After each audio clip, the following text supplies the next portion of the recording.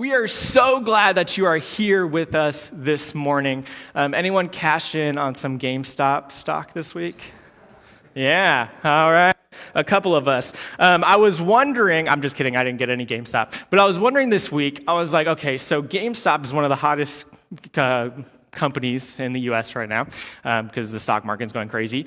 And then it's raining for like a week straight in Phoenix. And I was like, and we're in the middle of a pandemic. I was like, let's build a boat, guys, because the apocalypse is coming right now. So I was wondering what was going on there. But hey, before we get into our study through Esther today, I want to echo what Scott talked about. On the 13th, we have our next community garden work day. And I'm super excited. If you've been out, you've seen some of the progress we're making. We have actually some stuff planting that's coming out of the ground. I was like, is that a weed or is that a plant? I don't really know. We're learning this together, but it was a lot of them popping up. I was like, this is exciting. All this rain doing something. But our next day, some of the cool stuff we're going to happen, if you've noticed, we have 100 feet worth of cinder block wall. And actually what we're going to do with that is it looks, ugly and like a cinder block wall right now. But on the 13th, we're going to be priming that. And then later on in that month, we're working on the date exactly. We're getting an artist group, and they're going to come alongside us on a weekend. And I have no artistic ability, so they're going to do preschool style, like color blue in these lines, right? And we're going to paint with them. They're going to come make the lines. And we're doing a giant 100-foot mural to beautify our city on this next month. So that is what's coming. Yeah. This is just a fun project where we keep taking steps, and it's exciting. So just be taking pictures, become a part of it, because God is moving in this, and I know it's just a way to reach our community. Well, today we are continuing in this series, Esther, and we've talked about this, if not us, who? And in this series, we've kind of looked at two key components in this balance of the sovereignty of God, meaning God is in control, God is all-powerful, but then we also have a personal responsibility that comes with that. And we've looked at this balance throughout this book and through the first 5 chapters so far that we've studied. But today we're going to kind of get to a point where I think a lot of us kind of struggle with this. Is when we say the sovereignty of God or our role in it, sometimes we get frustrated when it doesn't happen quickly. You hear someone speak and says like, hey, God has a plan for your life. You're like, sweet. And it's like, and you get to choose a part of it. You're like, sweet. And then you wake up the next day and you're like, why is my life still lame? Why are all my addictions not gone? Why haven't I found that perfect person? Why hasn't this happened? Why hasn't that happened? Why didn't I not just, my house get bigger overnight when I, accepted God? You're like, why is this taking so long? And so often we want God to work so quickly, but it's a slow burn, and it's a slow change in our life. And today in chapter 6 and 7, I have a key thought that we're going to wrestle with, and I think that we're going to kind of struggle through as we read this portion of Esther, and is this, that God achieves his purpose through subtle nudges of providence. You're like, I have no idea what that means. All right, let's explain this a little bit. Here's sometimes the mistake we can make when we look at the Bible or we read the Bible or we hear a Bible story, is you hear the cool stories, right? Like you hear about a guy got swallowed by a fish and then got spit up later and God told him to go this way. You hear about a guy get blinded and then all of a sudden gets to meet Jesus and then gets on mission. You hear about a bush burning and that bush actually talking, or a sea being parted, and we see these giant miracles in the Bible and we read these giant miracles and you're like, where's that in my life? And you're thinking, I haven't been blinded. That's probably a good thing. But I haven't had like the sea parted, or I haven't had this giant miracle in my life. Like, is God speaking to me? And you see, we can read these, but it's funny is as we read the Bible, and the Bible is a big book, it's a big story if you haven't noticed, and as we read this, usually these giant miracles are the exception, not the rule. They're the rarity, they're not what's common. And most often, God achieves his purpose through subtle nudges, through nudges of providence. And a lot of times we like to call this a different word in our world, is I think we mistakenly call them coincidences. You're like, oh, coincidence seeing you here, right? Like we like to say that. And we think everything is a coincidence. We think this is luck, but maybe God is doing something behind the picture. I heard a story or read a story recently where there's an atheist who was hiking. And I don't know about you, I love to hike, and Arizona has some beautiful trails you can go on, but I am no Boy Scout, and my wife can attest this. That's why I use Google Maps for everything. And I have no sense of direction, especially on a mountain. I'm like, which way? Like, if I know where the 101 and like the 17 are, I can know like north, east, west. If I just look and see the sun in the sky, I'm like, I'm going to die. I have no idea where I am. But this story is this atheist goes and he's hiking along and he's admiring the beauty. And then all of a sudden it's getting dark and he needs to go back. And then he looks around and he's like, where am I? And he was lost and had no idea what was the trail to get back. So for the first time in his life, he prayed to God to save him. He's like, get me out of this thing. Well, eventually he did get out. And later on, he's telling his friends about this story, and he mentions the part about the prayer, and they're a little surprised. They're like, so did God answer your prayer? How did he answer it? He's like, no, he didn't. Before he could answer it, a tour guide came along and showed me how to get out. Coincidence or providence? You see, so often in our life we have these and we come to these points where we like hope, we're like, is this just luck? Is this dumb? Or is God actually moving? And throughout the book of Esther, we see this happen, that his name, the name of God, is never mentioned. He's never even alluded to. He does no visible miracles, yet he is anonymously at work in this story, to which we call these nudges of providence. Now reflect for a second and think about your life. Have you ever experienced one of these personally in your story? This past week, we had one of our church family members shared on Facebook a memory. Don't you just love those Facebook memories? Like some of them pop up, you're like, man, I said some really stupid things one time. Or some of them pop up of your kids and you're like, oh, they were so tiny and now they're a lot meaner to me now, or something like that. But she had a pop-up memory from 2 years ago, and it was the first time she came to our church.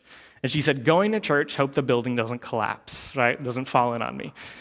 I walk into the building a lot throughout the week, so if it doesn't collapse on me, you guys are all safe. I'm just telling you right there. But she came in, and when she shared that memory, she talked about how much her life had changed over the past 2 years. But it all started 2 years ago with our church kind of becoming a part of that through these last 2 years. But it all started with something in her heart just nudging her to go to church. Had no idea why, but something felt like it was missing. They needed to go to church, needed to get closer to God. And you see, as we jump into this, we're going to be in Esther chapter 6, and we're going to see how God kind of nudges this story along in an amazing way that are just these small little instances lead to something great. Now, if you haven't been with us through this time, let me just kind of catch you up, because we've actually seen a little of these coincidences, these nudges of providence throughout this book. It starts in chapter 1. There was a heavenly nudge that pressed Queen Vashti to rebel against the wishes of her husband, the most powerful man in the world, King Azariah, who's known as King Xerxes. And then there was another nudge that led that king to then, when she refused him, instead of saying, oh, it's okay, let's talk about it, he banished her from the kingdom and said, I'll never see you again. And then there was another nudge that prompted Mordecai, who's one of the characters, one of God's people in this story, to enter his adopted daughter into The Bachelor, Persia edition, right? To find the next queen. And then there was another nudge, a heavenly nudge that prompted the guy who oversaw all the women to favor Esther above all of them else. And then another nudge for her to catch Xerxes' eye, to move in his heart, to pick Esther as his new queen. And then once again, we see that Mordecai just happened to be nudged to hang out at the gate and overhear a plot to assassinate the king, to report that, to save the king's life. But here is the crazy thing, is to never be rewarded for it for years to come. Which brings us to chapter 6, where we see that heaven keeps on nudging, starting with some good old insomnia. Esther chapter 6, we're going to be starting in verse 1. Here's what it says. I'm in Romans. That's not the right place. It's going to be something a little different. All right, here we're in Esther now. Esther chapter 6, it says this, that night sleep escaped the king. So he ordered the book recording daily events to be brought and read to the king. They found the written report of how Mordecai had informed on Bigthana and Teresh, two of the king's eunuchs, who guarded the entrance when they planned to assassinate King Azarias, which is Xerxes. So here's what's going on, is the king can't sleep. And I think the king's actually onto something here. If you need like a good sleeping aid, just grab a book recording the daily events of the day in order to read to you, right? You're just like, hey, guard man, come read me a book. And literally the most boring book you could ever think of. I was actually thinking about this last night because I laid in bed and couldn't fall asleep. I had a little insomnia myself. And we have Alexa play white noise because we have children and they've conditioned us to listening to white noise. And then after we cut off the monitors, we're like, okay, we still need it. So my wife is dead asleep and we're listening to white noise. And I was tempted to be like, Alexa, read me the daily events, like see what happened. And maybe the daily events in my house would be like my daughter waking up and saying, I want to watch Doc McStuffins, and my son saying, you always pick Doc McStuffins. And I was like, I could listen to that, maybe I'd fall asleep. But like, you just think in this chapter, the most boring thing you could possibly hear is let me just read a book on what has happened in our kingdom. And what's so crazy about that is that up until this point of the story, that nothing has really good has worked out for God's people. That up until this point of the story, there's been a bunch of random events, and it's kind of led to bad things happening, and it's actually led to a point where all of God's people, the Jews, have a date where every single one of them in the kingdom of Persia is going to be executed and killed. And despite them trying to kind of seek God, despite them turning to him, nothing seems to be working out their way. And then all of a sudden, let me give you a little spoiler alert, in chapter 6 and 7, it starts to break God's people's way. And the irony is it all started with a sleepless night. A couple weeks ago, Scott came up to me and Josh after service when we're putting everything away, and he's like, hey, and we usually talk about service, we kind of like dissect it, like what went well, what went wrong. Like, Scott, that joke was hilarious, or you rambled too much. Andrew, none of your jokes are funny, like keep trying to write something, it's terrible. Josh, that's all we say. Like, Josh, great job. Or like, hey, don't ramble on. Like, you don't know what worship guys, whenever they talk in between songs, you never know where it's going to go. That was a joke. Okay. But Scott came up to us and was like, hey, whatever happened today, like, don't change it. Like, whatever underwear you wear, like, wear the next couple weeks or something. Like, you're on a hot streak. Like, keep going with that. And like, me and Josh talked about it, and the only thing we could agree on is like, we both woke up at 3 a.m. and couldn't go back to sleep. And it all started with like a crazy sleepless night, and a crazy night where something wasn't wrong, some sort of nudge, and maybe it's because I like practiced my sermon in my head as I'm trying to fall asleep and it didn't work at putting me to sleep. But something here just awoke in King Xerxes that then kept on going, and this insomnia nudge led to an investigation. Check out verse 3. It said, the king inquired, what honor and special recognition have been given to Mordecai for this act? The king's personal attendants replied, nothing has been done for him. Now, what's interesting is we don't get a hard timeline through the book of Esther. The book of Esther has a lot of mystery surrounding it. We kind of know when it was written, or when it was the timetable was around Xerxes' reign, but we don't know when the book was written and by who exactly, and in kind of the timeline exactly that it was over. But some estimate between kind of chapters 2 and 3, it talks about Mordecai saving the king's life, and then it says after this, the bad guy of the story, Haman, gets promoted. But we don't know exactly how much time has passed, and some suggest, as they've kind of done some more studies, some commentators, that years have passed. And what's interesting thing is from Mordecai's act until this reading of this and this sleepless night, some have said possibly 5 years have passed. 5 years where Mordecai did something great that saved the king's life and received no reward. But here is where it gets a little bit crazier, because at the end of chapter 5, what we kind of read last week, is Haman gets so mad at this guy Mordecai that he runs to the king and he's saying, I'm going to ask the king to kill him tomorrow. Like, we have a date a couple months out there. We're going to kill all the Jews, but I want to move this thing up because I can't stand this guy so much. So I'm going to request to the king, tomorrow we kill him. And what happens that night? The king can't sleep. And as the king can't sleep and he hears this story that happened 5 years earlier that's recorded in the book of daily events, again, the most boring book probably ever written, all of a sudden he hears about this man, Mordecai. Coincidence or providence? And you see, as they do this investigation, it leads to the king discovering nothing was done to honor Mordecai. But then comes an interruption. Let's keep reading in verse 4. It says, the king asked, who is in the court? Now Haman was just entering the outer court of the palace to ask the king to hang Mordecai on the gallows he had prepared for him, right? He's coming to the king to make this request. The king's attendants answered him, Haman is there standing in the court. And the king said, have him enter. And then Haman, we are going to see in a second that he enters in. But here's kind of a little background on here is Haman, when he went to go make this request to the king, he went and stood in the outer court.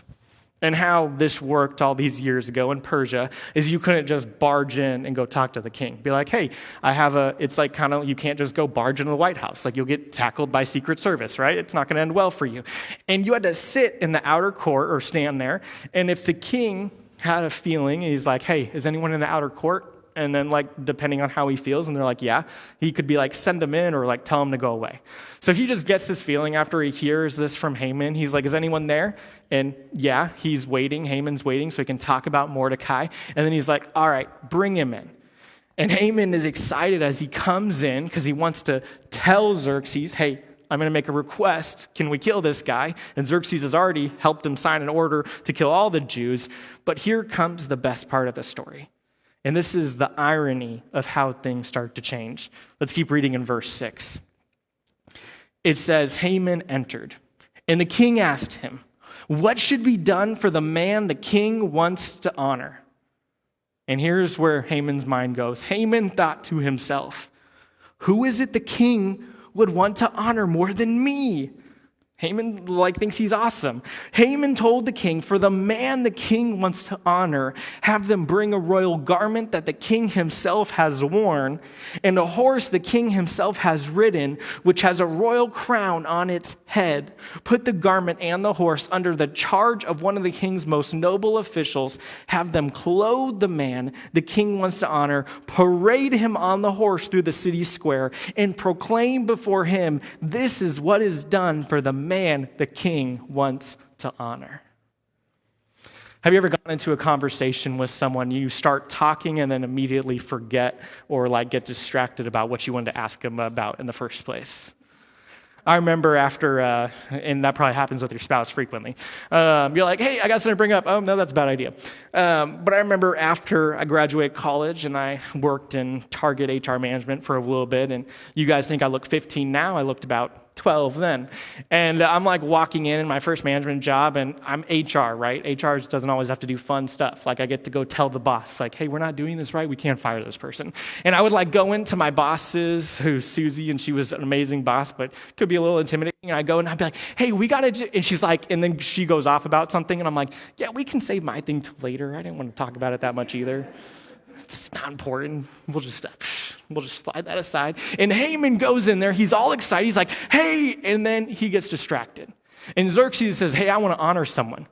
And Haman, if you've been with us, he's a tool. And he thinks the first thing in his head is he wants to honor me. Actually, the chapter before this, Haman goes to his family, and he tells his family how awesome he is. Now, if you go home to see your spouse and your kids and you tell them how awesome you are, they're probably not going to want to listen, right? You let them tell how awesome you are, right? The other way, you don't go tell them. But he goes and he saying, oh, he wants to honor me. He wants to shower with me. He wants to see this. And then his excitement quickly gets smashed. Keep reading in verse 10. It says, the king told Haman, hurry, do just as you propose. Take a garment and a horse for Mordecai the Jew. Haman's thinking right here. He's like, he did not just say that. This is the guy I was just going to ask him if we could kill. And he's telling me we're going to honor him. He says, take it for Mordecai the Jew, who is sitting at the king's gate. Do not leave out anything you have suggested. He's like, what about the gallows? I'm going to suggest that in a second. Verse 11. So Haman took the garment and the horse. He clothed Mordecai. He paraded him through the city square, crying out before him, this is what is done for the man the king wants to honor.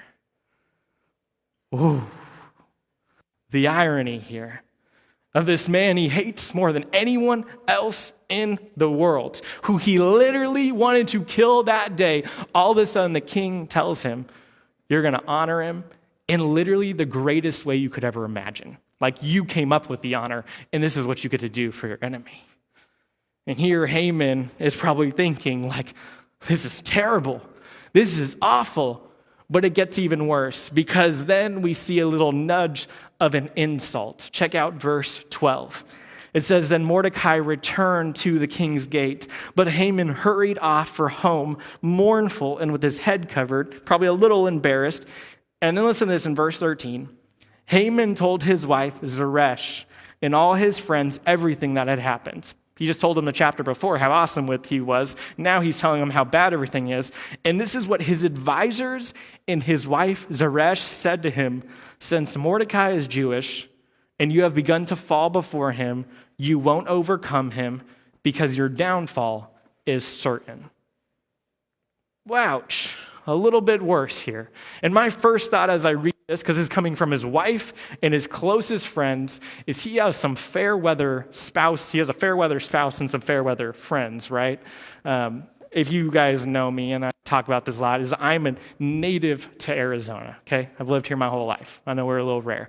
But my dad taught me two things growing up, is we go to church on the weekends and we cheer for Arizona sports. Now, one of those has been great in my life, and one of those has scarred me eternally, and that is the Arizona sports fans.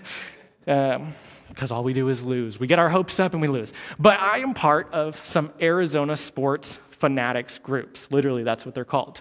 And Wes can actually attest to this because he's in one of those groups. But they start winning and teams start going good and everyone's excited. All the fans are happy. All the fans are like, we're going to Super Bowl, we're winning the championship. And then we go on a losing streak and all these fans start jumping off the bandwagon, say we need to fire everyone, we need to trade our best players, let's burn the whole thing to the ground. And as I'm reading this, I'm like, man, Zeresh and his advisors are kind of like following the same track. Like they were pumping him up. Zeresh, the chapter before this, when he's saying how awesome he is and how much he doesn't like Mordecai, she's the one who's like, you should build a 75 feet tall gallows that we can hang him on in the most embarrassing way possible. And he's like, that's a great idea. And then a chapter over, he's like, hey, things aren't going good. She's like, you're going to die. You're done. I'm leaving you right now. And it's like it adds some insult into the injury here. So a little key kind of side component is don't take marriage advice from Haman and Zeresh, okay? That is not how it should go. But all of this leads to, and this is kind of our last nudge we see here in chapter 6, is an invitation. Verse 14. It says, while they were still speaking with him, the king's eunuchs arrived, and they rushed Haman to the banquet Esther had prepared. You see, Haman's head must have been spinning at this point. Haman's head must have been like, he had such a migraine, a headache. He's like, what in the world is going on? Like everything looked like it was pointing my way. Everything looked like it was going in the direction, like I was going to pull this off. And then it's like the rug just got pulled out from under him. And he can't even catch his breath before the king's guards come and say, hey, we got a party we're going to that Esther invited us to. And let's take a step back real quick and kind of look at the story to this point. Is this started where everything was kind of crazy, everything was bad for God's people, and this led to a devastating future for God's people where they had a date of death set out there. All the Jews were going to be killed. And then at that point, God's people decided, okay, things aren't going good. Let's turn to God. And as they turned to God, as they prayed and fasted, as we've done for these every Wednesday through this series, and we will do for the next 2 Wednesdays as we're going through this, they looked to God for guidance, and nothing seems to happen. But then in chapter 6, God uses all these little nudges, what all look like a bunch of random coincidences of a guy can't sleeping, another guy can't sleeping and going to ask to execute someone, but all of a sudden everything is flipped upside down. All these random little things happening to push the story further and to set up their victory. And you see what this leads to in chapter 7 is that in chapter 7, Esther shows up to this banquet. And as she's talking to Xerxes and Haman, here comes the heroic moment. Here comes the big reveal. She comes out and says, King, now that I have your attention, now that you have a drink in your hand, because Xerxes likes to drink alcohol, right? She's like, now that you're probably a little buzzed, she's like, I am a Jew, and all my people have a date with death that was set by the law.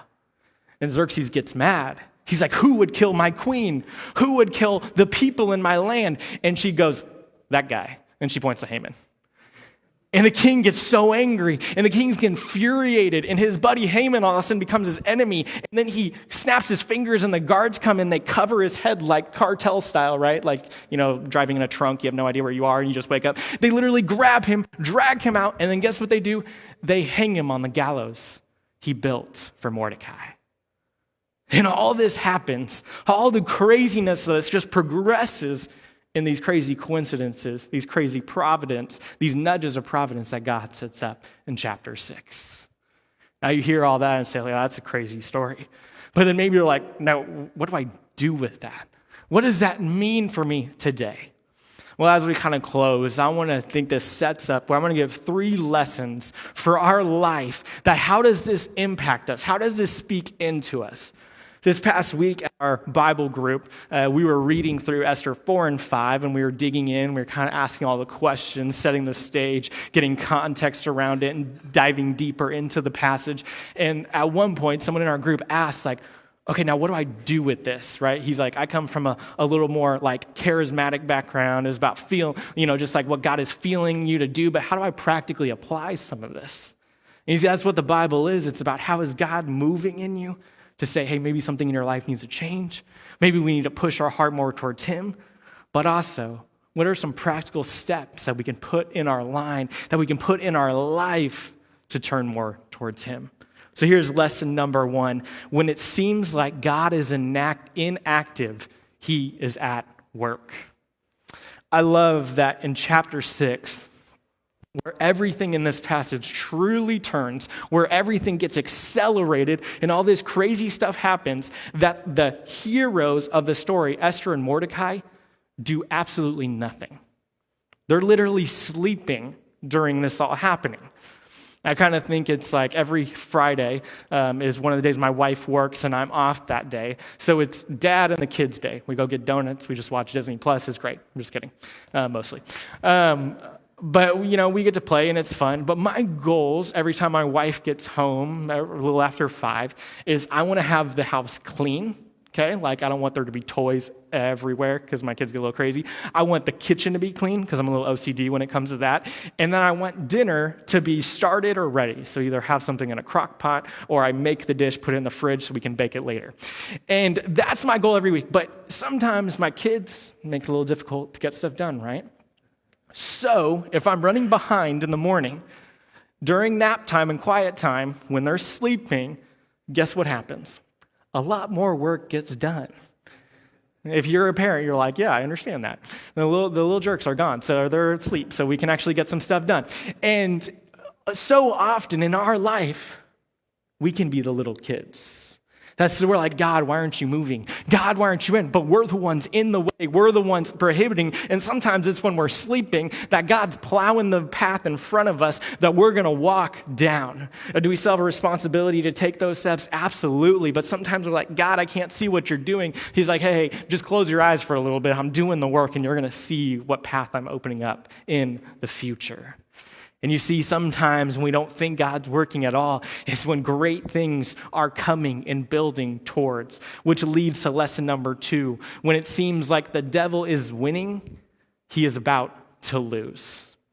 You see, the Bible is meant to be read as a grand narrative that all points to Jesus. And sometimes when we read the Bible, we like to just pull out little bits of wisdom, or we like to pull out one story and like apply it to our life. We like to read like David and Goliath and say, there's going to be a Goliath in your life, so be a shepherd boy and hit him with a slingshot. And we like read that and we're like, how can I like take this story and apply everything? But instead, how the Bible is meant to be read is we see this giant story and how it points to Jesus as God. And you see, when we read Esther and Mordecai, and we read this story, we look at Esther and Mordecai, and it's easy to put ourselves in their shoes. But if we read it even deeper, we see how Jesus is the greater hero than them. You see, Mordecai was on death's doorstep. And he acted before, and he did all this stuff, but he was still staring down death. And all of a sudden, he escaped it, and he defeated his enemy. But when we fast forward to the New Testament, we see Jesus was on death's doorstep, but he walked through the door. And Jesus is the greater Mordecai, because not only did he escape death, he actually died and defeated death. And you see, as Mordecai overcame his enemy, we see that Jesus Christ, and how this points to, is he defeated the eternal enemy once and for all. And you see, Satan was probably looking when Jesus was dying on a cross. It says, I got my enemy. He is done. The Savior is dead. What Satan didn't see coming is 3 days later, Jesus is like, what's up, man? I'm winning. And you see, in this story, we point to the grand narrative that sometimes we think in our life, the devil's going to get me. The devil is on me. Everything is bad. It's going to be terrible. But usually in that moment is where God's like, nah, I got you. We're going to win this battle. And you see here, this leads perfectly to our last point. And the last thing I think I want to take us to heart is when it seems like the wrong people are about to be crowned, Christ is ultimately crowned as king. In 2015, I only know this story. I don't actually watch the Miss Universe pageant. But Steve Harvey hosted the Miss Universe pageant. And you might have remembered this from the news. But when he hosted that, at the very end, after they go through whatever they do in a pageant, I have no idea. But he went to announce the winner, and he announced the wrong one. And they crowned the wrong winner. And they said, yes, everything's great. And he actually walked off stage, and they're like, dude, you crowned the wrong person. He's like, well, say what? And he had to come back on stage and fix his mistake. And you see, for thousands of years, we've tried to crown the wrong king. For thousands of years, our world has tried to put the wrong king in place, and it's going to continue to happen. But I want to give us some encouragement for 1 Corinthians chapter 15, verse 24. This is what Paul writes to the church. And when we talk about the king that will ultimately be on the throne, the king that is ultimately in charge, it points to Jesus. 1 Corinthians chapter 15, verse 24, it says this, then comes the end, when he hands over the kingdom to God the Father. This is talking about Jesus Christ. When he abolishes all rule and all authority and all power. For he must reign until he puts all his enemies under his feet. The last enemy to be abolished is death. For God has put everything under his feet. Now, when it says everything is put under him, it is obvious that he who puts everything under him is the exception. In verse 28, when everything is subjected to Christ, then the Son himself will also be subject to the one who is subject to everything to him. And listen to this last verse. I know there's a lot here. It says, so that God may be all in all. You see, his passage tells us that Jesus reigns over all. That Jesus rules over all, that he has all authority, that he has all power. In one day, sin, death, and destruction will be defeated forever. In one day, the sacrifice that Jesus made on the cross, we will see fully realized. But today, we may feel like we're not seeing that miracle. Today, we're in the darkness, and it feels like, God, what is going on? Why are you allowing a pandemic to run through our world? Why do you let Twitter still exist? Like, why do you let all these things in our world that are so bad, that are so sinful, that are so harmful? Why is this happening? But maybe God's just subtly nudging us towards the right direction. And this morning, we can rest in the fact The victory is already won. That we are working towards that victory, and one day we will see it fully realized. But as we're discouraged now, that God is still marching us towards that reality. And no matter what happens in our life, that God still loves us, God's still in control, and God is protecting you, just as he protected Mordecai and Esther in the story. Let's pray.